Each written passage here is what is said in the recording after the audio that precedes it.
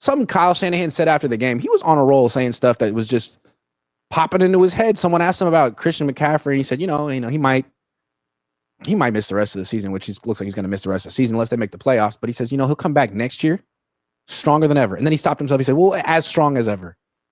Even that is one hell of a claim at 29 years old, which is what he'll be next year, coming off a PCL injury and basically an entirely lost year because of the bilateral Achilles tendonitis.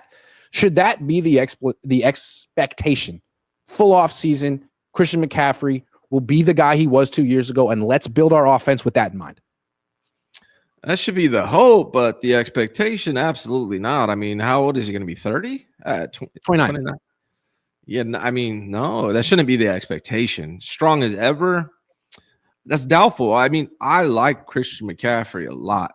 I really love how hard and how serious he takes football. That guy cares about football. So he's going to do everything he can to get himself back in a position to be as effective as possible.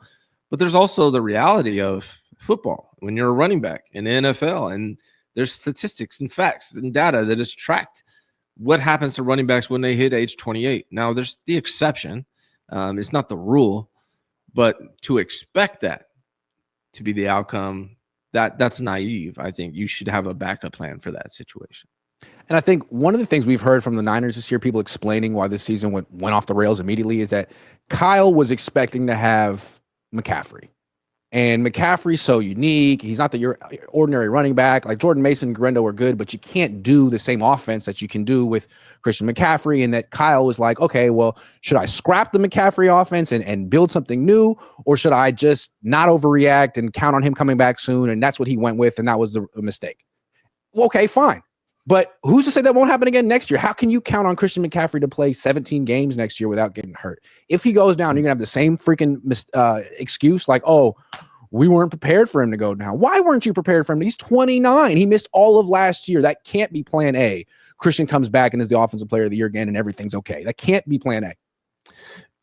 I think it's got to be plan A because of the money invested in him, for him, for the organization. True. And that's why they're in such a bad spot. You spent that money.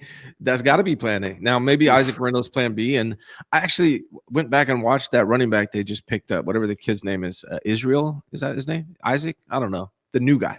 Everyone seems to like him. I've never heard of him before yesterday, but everyone's like, this guy might be really good. Like, I went and watched him. The Jets drafted him in round 5 and waived him during his rookie. The Jets waived him during his rookie year. So he's hella fast, though. He's so fast. Doesn't mean he's going to be good. He gets those 3.2 yards per carry very fast. It doesn't mean he's going to be good, but like, who knows? I'm not relying on him to be the answer. Maybe he'll be good. I don't know. But like, it seems like, maybe we'll have time to go over the roster position, but like Jordan Mason, like, is he going to be back?